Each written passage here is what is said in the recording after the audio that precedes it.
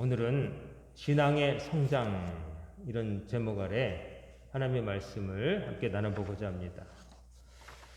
오늘의 본문은 신약 성경에 속해 있고 또 사도행전입니다. 사도행전인데 이 본문이 다루고 있는 사람 한 사람의 주인공이 있는데 그 사람이 바로 모세입니다. 모세. 이 모세라는 사람은 이스라엘 백성에게 너무나 중요한 사람이죠.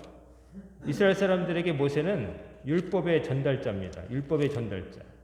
즉 하나님과 사람 사이에 지켜야 될 언약을 중개해 준 사람이에요. 율법의 전달자이기 때문에 하나님과 이스라엘 백성을 서로 연결해 주는 정말 중요한 역할을 감당한 것이죠. 그렇기 때문에 모세라고 하면은 이스라엘 사람들은 지금도 그렇지만 유대인들조차도 모세 하면은 최고입니다. 그 유대인들은 특별히 모세가 지었다고 말하는 창세기, 출애굽기, 레위기, 민수기, 신명기까지를 특별히 모세 오경이다 해서 토라라고 해가지고 중요하게 여깁니다. 이것이 제일 중요하다. 그렇게 여길 정도로 모세는 대단한 사람인데 오늘 본문 속에서는 사도행전에서 모세의 인생을 세 가지로 이제 세 부분으로 나눠서 설명하고 있어요. 이게 누가 한 얘기냐면은 스데반 집사가 순교하기 전에 자기 조상들의 역사를 쭉 사람들 앞에서 이야기하는 가운데 나온 이야기예요. 즉 스데반 집사가 모세의 삶을 40년 세 부분으로 나눠서 특별한 전환점이 있었고 그 모세가 어떤 일을 했는지를 설교하는 부분이에요. 근데 오늘은 그 내용 가운데서 우리가 모세라고 하는 사람이 이렇게 행했다로 그냥 정보를 입수하는 게 아니라 한 사람의 신앙도 모세가 겪은 40년과 같을 수 있다. 이런 각도에서 조명해 보려고 해요. 즉 모세가 40년, 120년을 살았는데 그 단계마다 그의 삶이 달랐던 건데 점점 신앙이 성장하는 과정을 보여줘요. 그래서 우리가 모세처럼 우리도 모세가 처음 겪었던 40년과 같은 시절이 있고 그 다음에 모세가 또 겪은 나머지 40년과 같은 시절이 있고 모세의 마지막 40년과 같은 그런 때를 만날 수가 있다는 것이죠. 그래서 그런 각도에서 좀 설명을 드리고자 합니다. 오늘 본문 보면은 모세의 처음 40년에 대해서 이제 18절부터 소개가 되어 있는데 모세가 원래는 이스라엘 사람이죠. 히브리 사람이죠. 근데 그 당시에 이집트에 요셉을 알지 못하는 새로운 왕조가 들어섰다는 거예요. 아시다시피 이스라엘 백성이 되기 전에 작은 야곱 집안 70여 명이 불과했어요. 요셉이 총리가 되는 덕분에 이집트로 이주해서 거기서 땅을 얻어서 살게 되었죠. 그래서 이제 번창하게 된 것인데 그 요셉이 총리로 있던 시절에 이집트를 다스리고 있던 왕조와 모세가 태어날 즈음의 이집트 왕조가 다릅니다. 이집트라고 똑같이 애굽이라고 그러지만 수많은 왕조가 바뀌었어요. 그래서 왕조가 바뀌면은 먼저 있었던 왕조의 업적을 갈아엎으려고 일부러 그것을 무너뜨리고 신전에 썼던 것을 가져다가 막 화장실 바닥으로 쓰기도 하고 또 거기에 흙을 덮어버려가지고 지금 이집트는 땅을 파면 또 새로운 게 나오는 거예요. 앞에 왕조가 이렇게 했으면 그걸 덮으려고 다음 왕조가 흙을 쌓고서 지네 거를 짓는 거예요. 그 다음에 이게 또 망하면 또 거기다 흙을 파괴하거나 못 파괴하면 흙을 덮어버리는 거예요. 파고 들어가니까 고고학자들의 발굴에 의해서 여기는 왕조가 또 바뀌었구나. 그래서 이제 요셉을 알지 못하는 임금이 됐다는 것은 단순히 요셉을 알지 못한다는 게 아니라 요셉이 이주해서 들어갈 때 왕조와 완전히 뒤바뀌는 환경이라는 거죠. 근데 요셉이 총리로 있을 때는 이집트 임금 파라오가 이스라엘 사람 야곱 가문의 사람들에게 우호적이었죠. 근데 이제 세월이 한참 지나서 왕조가 바뀌고 야곱 집안이 아니라 이제 히브리 족속이라고 하는 거대한 집단이 됐을 때는 이제 달라진 거죠. 위상이 달라진 거죠.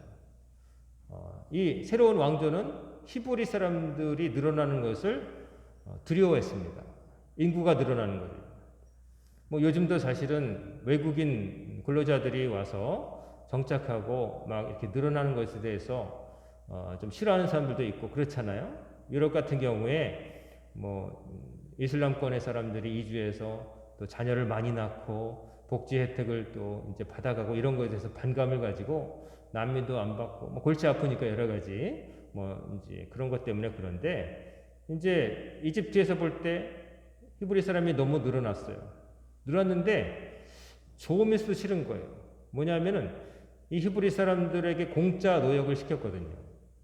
뭐 피라미드 짓고 뭐 국고성 짓고 망대 짓고 이런 것들 누구 시켰냐면은 히브리 족속을 비롯한 여러 다른 족속들에게 그걸 시킨 거예요. 강제 노동을. 그러니까 노동력이 풍부해서 좋긴 한데 한편으로는 너무 많이 늘어나니까 만약 외국에서 침공이 왔을 때 이 히브리 족속이 내통을 해서 뒤통수를 치면 어떡하나 이런 생각을 하는 거예요. 그러니까 이 공짜로 부릴 수 있는 노동력을 쓰고는 싶은데 너무 강해지면 안 되니까 제약을 하는 거죠. 어떻게 제약을 하냐면은 이제 강제 노동을 막 시키고 이제 아들을 낳으면 죽여버려라. 산파들한테 명령해가지고 죽여버려라. 히브리 사내에는 죽여버려라. 아버지 부계 혈통을 없애려고 한 거죠. 근데 그 일도 맞듣지 않으니까 나중에는 나일 강물에다가 그냥 던져버려라. 나일 강물에는 뭐가 있습니까? 악어도 있고 뭐 독충도 있고 뭐 어쨌든 물에 넣으면 애가 어떻게 살아가겠어요. 어쨌든 씨를 말리려고 이제 인구를 줄이려고 한 거예요. 근데 그 와중에 모세가 태어난 거죠. 아시다시피 모세는 근데 살아남죠. 태어났는데 유대인 가정에 태어났어요. 히브리 족속 가정에. 아므람과 요게벳 가정에 태어났는데 누나도 있었지만 그 모세가 태어났을 때 차마 그 부모가 아이를 버리지 못하고 3개월을 조용조용 기르다가 애가 커지고 도저히 숨길 수가 없으니까 어떻게 해요? 갈대 상자를 만들어서 거기에 역청을 바르고 하나님께 맡기는 마음으로 그 아기를 태워가지고 나일강에 이제 띄워 보내는 거죠. 그 마음이 어떻겠는가?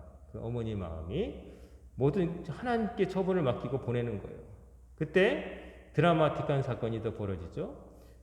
애굽의 공주가 자식이 없는 그 공주가 하필이면 그때 목욕을 하러 나왔다가 갈대 상자에 떠내려오는 아기 모세를 발견하게 돼요. 보니까 포대기 차림을 보니까 이집트 사람이 아니라 노예인 히브리 족속 아이인데 모성애가 동해가지고 자기 이제 양자로 삼아버리는 거죠. 그때 모세의 누나였던 미리암이 몰래 따라가서 동생이 어떻게 되나 보고 있다가 그걸 발견하고 뛰어나가서 마침 좋은 유모로 아기 젖을 먹일 사람이 있습니다. 그래서 자기 엄마를 추천해요. 그래서 모세는 극적으로 구출되어서 애굽 왕실에서 엄마 젖을 먹으며 애굽 왕자로서 40년을 보내게 되는 거예요. 애굽 40년 있으면서 왕자로서 이집트의 모든 선진 학문을 다 배웁니다. 22절에 보면 모세가 애굽 사람의 모든 지혜를 배워 그와 말과 하는 일이 능하더라. 이집트라고 하는 그 나라는 한 번도 약소국인 적이 없었어요. 항상 그 강한 나라였어요. 물론 왕조가 바뀌었지만 그래도 그 땅은 넓고 풍부한 아무리 기근이 들어도 애굽에 가면 먹고 살 것이 있을 정도로 그런 나라였어요. 거기서 애굽의 모든 것을 배웁니다. 학문이라든지 또 군사 뭐 나중에 왕족으로 자랐으니까 리더가 될 훈련을 40년 동안 하는 거죠. 자기도 모르게. 최고의 교육을 받고 자라는 거예요. 40년 받으면서 편안했겠죠. 동족들은 반면에 노예로서 힘들게 사는데 그 40년 40살 될 때까지 별로 뭐 어떻게 했다는 기록이 없습니다. 근데 40살이 됐을 때 이 사람이 좀 변해요. 본문에 보면 23절에 보면 나이가 40이 되매 그 형제 이스라엘 자손을 돌볼 생각이 나더니 뭐 공자는 나이 40은 불혹이다. 그래서 미혹됨이 없는 나이, 뭔가 자기 주관이 서서 이제는 이건가 저건가 헷갈리지 않고 자기 길을 갈 수 있는 그런 나이라고 했는데 여기 모세는 40살이 되었을 때 자기 동족을 형제를 돌아볼 생각이 났다는 거예요.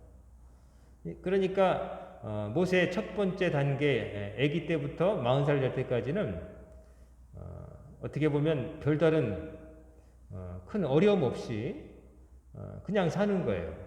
날마다 좋은 음식, 좋은 옷 입으면서 사는 거예요. 이때까지는 뭐 별일이 없어요. 별일이 없어요. 그러다가 40살이 됐을 때 형제를 생각한 나이가 됐다는 거예요. 아마 이런 생각을 했겠죠.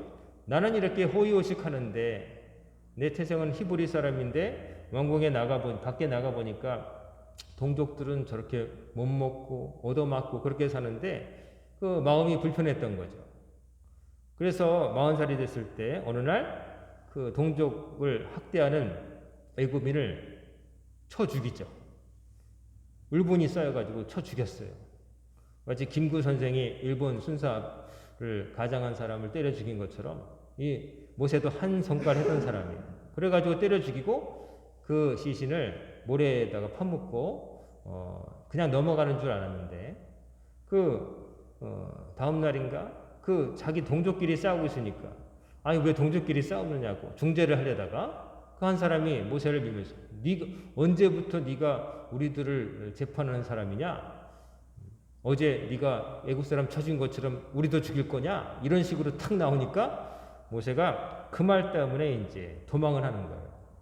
그러니까 이전까지 40년의 삶이 완전히 바뀌는 계기가 40살 때 일어난 겁니다. 그전 40년까지는 뭐 고민도 좀 했겠죠. 어떻게 아무 고민도 없이 살았겠어요. 하지만 오직 그냥 자기만을 위해서 살았던 거예요. 그러다가 40살이 됐을 때 처음으로 이제 동족을 위해서 한번 나섰는데 크게 사고를 치고 말았죠. 그 일 때문에 왕자로서의 40년 생활이 완전히 사라집니다. 확 바뀝니다. 환경이 온탕에서 냉탕을 넘어서 뭐 진짜 얼음물 속처럼 완전히 바뀌는 거죠. 그래서 40년 동안은 정말 편안하게 살았다가 이 사고를 치고서 광야로 가는데 미디안 광야로 도망을 가게 되죠. 그래서 40살 때부터 자그마치 40년 80이 될 때까지 광야에서 뭘 하냐면은 양을 치는 일을 합니다. 양을 치는 일. 애굽의 왕자로 살다가 양을 치는 목동이 되는 거예요. 우리가 그냥 뭐 생각하면 뭐 그러려니 하지만 신분이 저 금수저 꼭대기에서 바닥까지 떨어진 거예요. 이집트 사람들은 짐승 치는 일을 천하게 여겼대요. 그래서 히브리 사람들한테 맡기고 자기들은 농사 지으며 살았는데 가장 천하게 여긴 일을 이제 하면서 40년 동안 사는 거죠.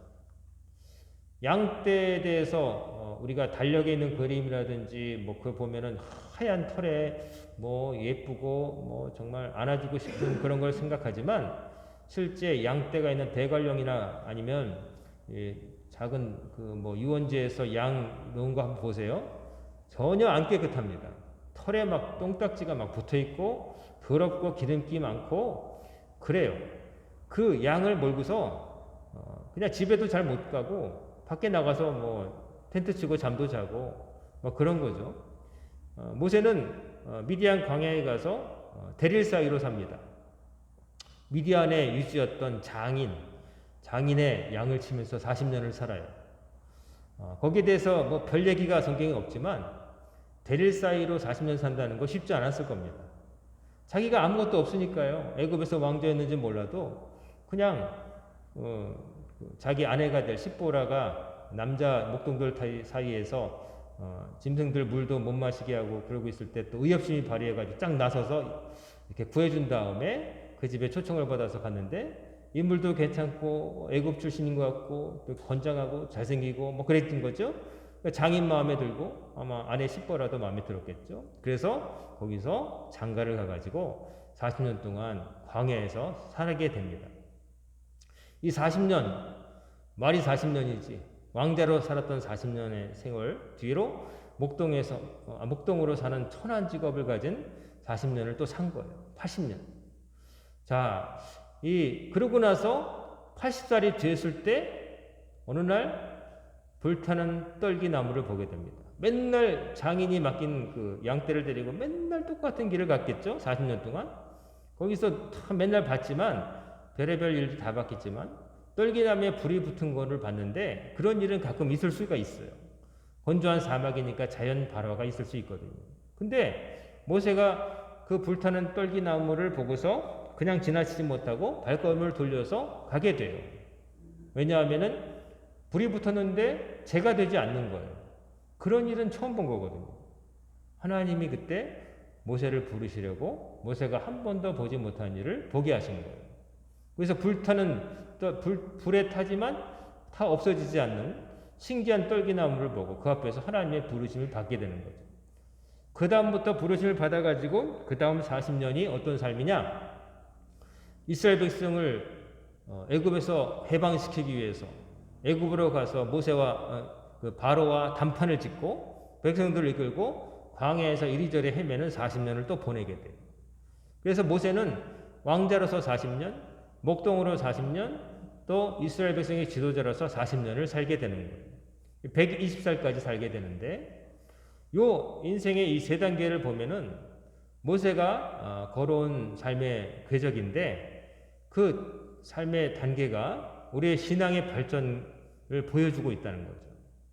우리가 처음에 신앙을 갖기 전에는 모세가 40년 동안 왕궁에서 남부러울 것 없이 살았던 것처럼 우리가 다 부유하게 살았다는 게 아니라 하나님 없이도 내가 그냥 저렇게 산다고 생각하고 사는 거예요.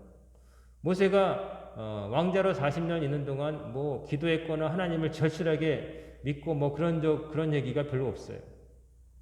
40년을 살았죠. 그러다가 이제 동족을 생각할 나이가 됐어요. 어느 날 철이 들었어요. 철이 들어가지고 자기만을 생각 안 하고 나서게 되죠. 우리 신앙이 비슷해요. 처음에는 하나님 없이 그냥 내가 움직여서 먹고 산다고 생각하고 그러게 살죠. 그러다가 어느 순간인가 이렇게 그냥 사는 건 아니다 싶을 생각을 하게 되기도 하고 또 환경이 그렇게 돼요.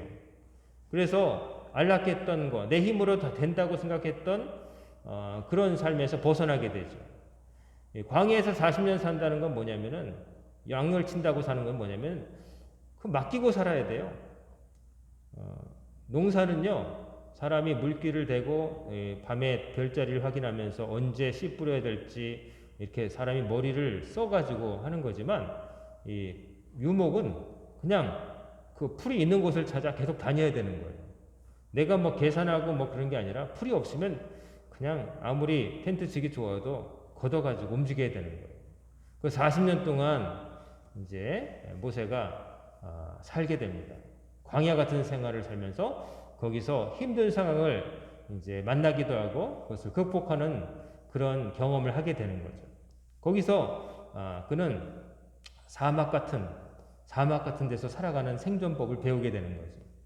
그러다가 이제 80세가 되었을 때 그때 하나님이 모세를 부르시는 거죠. 모세를 부르셔가지고 이스라엘 백성을 구원해낼 일을 너에게 맡긴다. 참 80세면은 손주 볼 나이를 넘어선 건데 그때 하나님께서 부르시는 거죠. 부르셔서 이스라엘 백성과 함께 40년을 광야에서 고생을 많이 하게 하세요. 광야를 헤매면서 많이 하게 하세요. 그런데 이 광야에서 사는 40년 이전에 양을 치는 것과는 완전히 차원이 다른 거죠. 양을 치는 거는 그래도 편안해요. 근데 인간을 많은 장정만 60만 명이 되는 사람, 새로 생각이 다른 사람들을 한 곳으로 이끌고 간다는 건 차원이 다른 문제예요. 60만 명이 아니라 60명만 돼도 생각이 다른 사람들 인수하는 거 되게 힘들어요. 생각이 다 다르기 때문에 말 안 들어요. 우리가 성경을 통해서 보다시피 이스라엘 백성이 틈만 나면 물 없으면 모세 탓, 목말라도 모세 탓, 뭐 고기가 먹고 싶어도 모세 탓, 적들이 쳐들어와도 모세 탓, 다 죽게 만들었다고 모세 탓. 그냥 그렇고 막 모세를 죽이고 다시 애굽으로 돌아가자. 막 모세의 속을 보면은 시커멓게 썩었을 것 같아요. 그 모세가 그때마다 한 건 뭐냐면 하나님께 엎드려서 기도했어요. 다른 것을 수완으로 극복하고 그런 게 아니라 하나님 앞에 그냥 엎드렸어요. 모세의 삶을 보면은 하나님을 모르고 살고 자기 힘으로 살았던 데에서 점차 자기의 한계를 느끼고 하나님께 맡기며 사는 삶으로 변하고 있음을 보게 돼요. 하나님 앞에 점점 자기가 못나다는 것을 알게 되는 거예요. 왕자로 살 때 내가 좀 뭐 되는 것 같아. 그러다가 사고치고 광야로 가서 거부살이 하면서 대릴사이 살면서 내가 별거 아니구나. 그냥 하루하루 소시민적인 삶을 살다가 하나님의 부르심을 받았어요. 그리고 하나님이 그때가 돼서 쓰신 거예요. 모세는 젊었을 때 동족을 압박하는 애굽 사람을 쳐 죽일 정도로 혈기가 왕성한 성격의 소유자인데 나중에 모세에 대한 평가는 그가 지면에서 온유함이 제일 승한 자다. 제일 부드러운 자라고 하는 하나님의 인정을 받게 돼요. 하나님이 모세라고 하는 인간을 점점 더 부드럽게 점점 더 하나님을 의지하는 사람으로 바꿔가시는 거예요. 그래가지고 마지막에 광야 40년을 이스라엘 백성과 동고동락하면서 가나안이 보이는 그 직전까지 데리고 가게 되는 거죠. 우리 신앙이 비슷합니다. 우리 신앙이 성장하는데 신앙이 없을 때는 내가 내 힘으로 그냥 이렇게 산다고 생각했어요. 근데 점차 살아가다 보니까 내 한계가 느껴져요. 내가 할 수 없는 것들이 너무 많아요. 내가 선택하지 않은 것들이 막 주변에 생겨나요. 그때 어느 정도는 내가 맞고 어떻게 내 힘으로 해서 꾸려나가다가 결정적인 한계에 부딪히게 되죠. 그러면서 겸손해지고 인정하게 되다가 하나님을 만나게 되는 거예요. 하나님을 만나게 되고 그때부터는 하나님께 맡기는 삶을 살게 되는 거예요. 뭐 신앙이 대단한 것 같지만 결국 뭐냐면 우리의 못남을 인정하고 하나님께 완전히 우리를 맡기는 거예요. 내가 어떻게 할 수 있다고 생각하던 철없는 삶에서 벗어나서 나는 아무것도 할 수 없다. 그렇기 때문에 하나님께 맡기고 더 나가서 한 걸음 더 나간다면 나는 약하지만 하나님께서 나를 도와주시면 나는 무슨 일이든지 할 수 있다. 이렇게 되는 거예요. 이게 믿음이 성장하는 거예요. 우리의 믿음은 대단한 게 아니에요. 첫째, 우리가 못났다는 것을 철저하게 깨달아야 돼요. 우리가 할 수 없는 것들이 너무나 많다는 걸 알아야 돼요. 그런 다음에는 답을 찾아야 되죠. 하나님께 답을 구해야 돼요. 세상 사람들은 자기가 가진 한계를 느낄 때 답을 찾기 마련인데 문제는 엉뚱한 곳에서 찾는다는 게 문제인 거죠. 잘못된 곳에서, 허탄한 곳에서. 자기도 우리 하필이면 우리 교회 주변에 천마산 근처가 천마산이 있어서 그런지 모르지만 웬 점집들이 이렇게 많은지 점치는 집이 많아요. 그 점을 친다는 건 뭐냐면은 좀 자기의 어떤 미래를 미리 알고 더 나아가서 미래를 좀 좋게 바꿔볼 수 있는 방안이 없을까 의지하면서 찾아오는 연약한 영혼의 사람들이 멘탈 약한 사람들이 많다는 거 아니겠어요? 문을 닫아야 될 텐데 아직도 성업까지는 아니더라도 안 망한 거 보면은 그런 사람들이 많다는 거죠. 근데 생각해 보세요. 그들이 그렇게 남의 미래를 잘 알고 다가올 미래의 어려움을 방비할 방편을 잘 안다면 저렇게 살지 않을 거예요. 자기들부터가. 그렇게 살지 않을 거예요. 더 나은 곳에서 더 많은 것을 누리며 살겠는데 그렇지 않아요. 다 그 사람들은 어딘가 부족하고 힘들고 정상적인 생활을 못했던 사람들이 많아요. 완전 사귄 분도 있지만 그러나 대부분은 사회생활이 적응 어려울 정도로 어딘가 문제가 있었던 사람들이에요. 근데 그런 사람들에게 찾아가서 내 미래가 어떻겠습니까? 이걸 어떻게 해야 되겠습니까? 이거 묻는다는 것 자체가 넌센스인 거죠. 발을 뻗을 때 가서 뻗어야지 자기 삶도 제대로 영위 못하고 사람들과 어울리지 못하는 사람에게 가서 자기 삶의 앞길을 알려달라고 하는 것만큼 어리석은 일은 없는 거예요. 또 사람을 찾아가는 게 아니라 더 한심하게는 산에 있는 돌이나 나무나 이런 것 붙들고 기도하는 것은 더 웃기는 일이죠. 그건 말도 안 되는 거예요. 하나님을 찾아야 되는 거예요. 우리의 삶의 답을 갖고 계신 하나님을 만나야 되는 거예요.